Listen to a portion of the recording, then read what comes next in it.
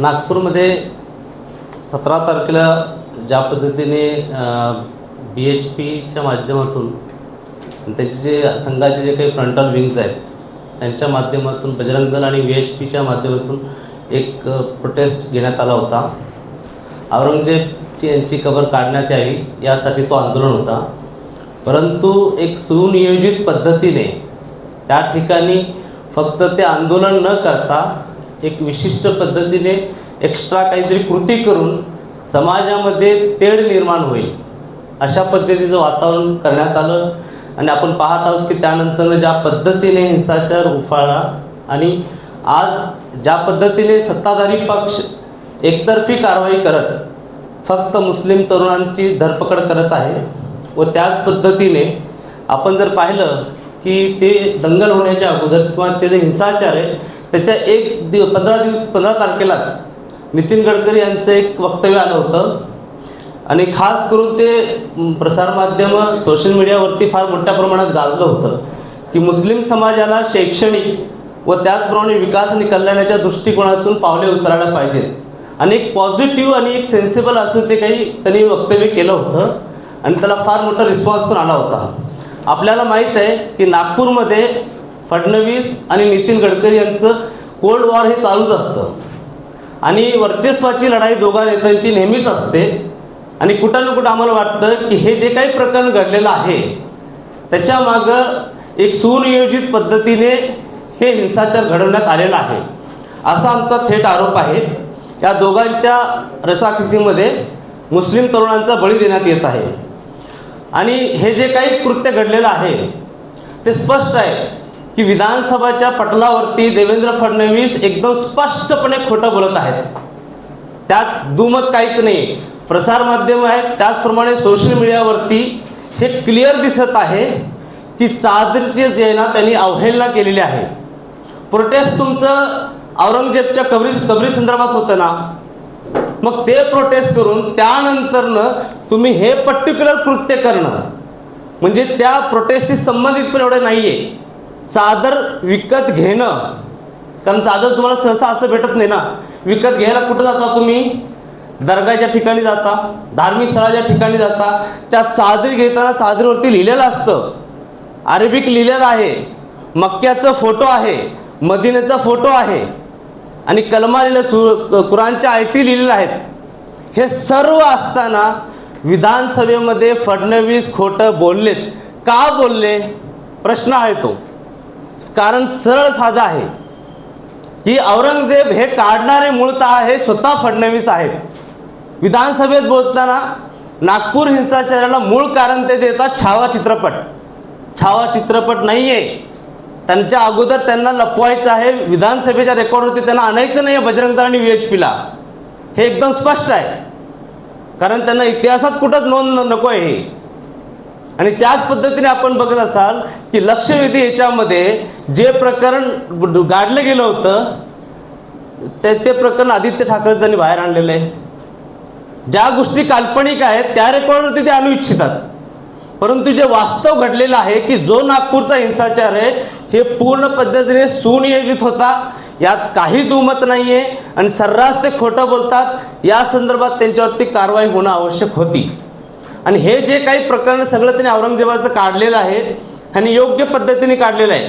कारण आपण बघत असाल की बजेट सेशन आलं होतं आपलं महाराष्ट्राचं, किती बजेट सेशनवरती चर्चा झाली, कुठल्या माध्यमावरती जास्त डिटेल चर्चा झाली, कुठं आले प्रश्न समोर? महाराष्ट्राच्या दर आठवड्याला ॲव्हरेज जर पकडा, मागच्या वर्षीचा जर आकडा घेतला तर 2700 शेतकऱ्यांनी आत्महत्या केली। ॲव्हरेज जे 34 ते 35 शेतकरी आत्महत्या करत आहेत। भरपूर मुद्दे आहेत महाराष्ट्राचे हे सगळे आणि अधिवेशन सुरू होण्याच्या अगोदर आपल्याला माहीत आहे संतोष देशमुखाचं प्रकरण, धनंजय मुंडेचं प्रकरण, त्यानंतर आता तुम्ही बघितलं असालच राहुल सोलापूरकर आणि आता सुनियोजित पद्धतीने पाठवले गेलेले प्रशांत कोरटकर दुबईला, हे सगळे प्रकरण कुठं ना कुठं डावलून जे आहे ना औरंगजेब त्यांना उभा करायचा होता आणि हेच करण्यासाठी त्यांनी पहिला अबू आझमी यांना वापरलं, त्यात काय त्यांना साध्य झालेलं नाही आहे। मग नितेश राणे त्यांच्या मंत्र्यांच्या माध्यमातून स्टेटमेंट द्यायला लावले, ते पण काही साध्य नाही झालं. मग त्यांचीच संघटना, संघाच्या छावणीतली संघटना बजरंग दल आणि VHP, त्यांच्या संघटना त्यांच्याच सरकारच्या विरुद्ध जाते. आपल्याला वाटतं का, लोकांना पण कळतं की देवेंद्र फडणवीस किंवा संघाच्या परमिशन व्यतिरिक्त ते महाराष्ट्रात एवढं मोठं आंदोलन उभं करतात का सरकारच्या विरुद्ध? लोकांना सगळं कळतंय. आणि हे वेगवेगळ्या ठिकाणी करण्यात येतं. आणि नागपूरमध्ये 2 दिवस अगोदर नितीन गडकरी स्टेटमेंट देतात आणि त्या ठिकाणी एक विचित्र पद्धतीने काहीतरी वेगळं म्हणून साधं जाळण्यात येते. आणि ही आक्षेपार्ह अफवा पसरू नका. कोणती अफवा ते तर सांगा समोर येऊन. म्हणजे सरळ बोलायचं पण नाही आहे की म्हणजे उद्या जर खोटं ठरलं की चादर जाळी किंवा कुठली अफवा. चादर जाळी ही फॅक्ट आहे, तर अफवा वगैरे काय नाही. आपण बघितलं असेल की तिथले जे काही युवक आहेत, आम्हाला एवढंच म्हणायचं आहे, जे दोषी आहेत ना कडक कारवाई करा, त्यात दुमत नाही आहे. मग ते कोणत्याही समाजाचे असू दे. पण ज्यावेळेस तुम्ही मुख्यमंत्री म्हणून शपथ घेता, त्यावेळेस तुम्ही धर्मनिरपेक्षतेची शपथ घेता, एक घटनात्मक तुम्ही पोस्टवर आहात आणि तुम्ही काय बोलताय. आणि एका विशिष्ट समाजाविरुद्ध तुम्ही कंटिन्यूस एक कॉन्स्पिरसी म्हणून त्यांचं लिंचिंग करताय. त्यांना माणूस म्हणून जगण्यासाठीचे जे बेसिक रिक्वायरमेंट असतात, त्यांना एक डिग्निटी असते, रिस्पेक्टफुल लाईफ असते, त्याला तुम्ही नेहमीच अटॅक करत आले आहात. आणि आज नागपूरमध्ये ज्या पद्धतीने शेकडो मुस्लिम तरुणांची धरपकड होते, कॉम्बिंग ऑपरेशनच्या नावाखाली जे टॉर्चर होते ना, हे निंदनीय आहे. आम्ही त्याचा निषेध करतो. आणि हे जे काही प्रकार ते त्वरित थांबलं पाहिजे. आणि जे रिअल कल्प्रिट्स आहेत त्यांच्यावरती कारवाई व्हायला पाहिजे. आणि याचे जे मूळ आहेत ट्रिगरिंग पॉईंट, ते बजरंग दल आणि VHP यांच्या विरुद्ध कडक कारवाई करण्यात यावी अशी आमचं मागणी करतो आम्ही. त्याच पद्धतीने एका विशिष्ट समुदायाच्या जे काही लोकॅलिटी आहे त्याला तुम्ही कर्फ्यू लागू करताय. रमजानचं सण आहे आणि शेवटचे 10 दिवस एक स्पेशल इबादत म्हणून त्यांना कन्सिडर करण्यात येते. तर आम्ही सरकारला निवेदन करतो की तुम्ही ते कर्फ्यू शिथिल करण्यात यावं, जेणेकरून लोकांना सण जे आहे ना योग्य पद्धतीने साजरे करता यावे. आणि त्याचप्रमाणे जे काही दंगल घडलेली आहे किंवा हिंसाचार घडलेला आहे त्या प्रकरणात न्यायिक चौकशी व्हावी अशी आम्ही डिमांड करतो. कारण ज्यावेळेस प्रोटेस्ट झाला बजरंग दल आणि VHPचा, त्यानंतरनं त्यांनी चादरीची अवहेलना केली ज्यावरती कुराणची आयते होती.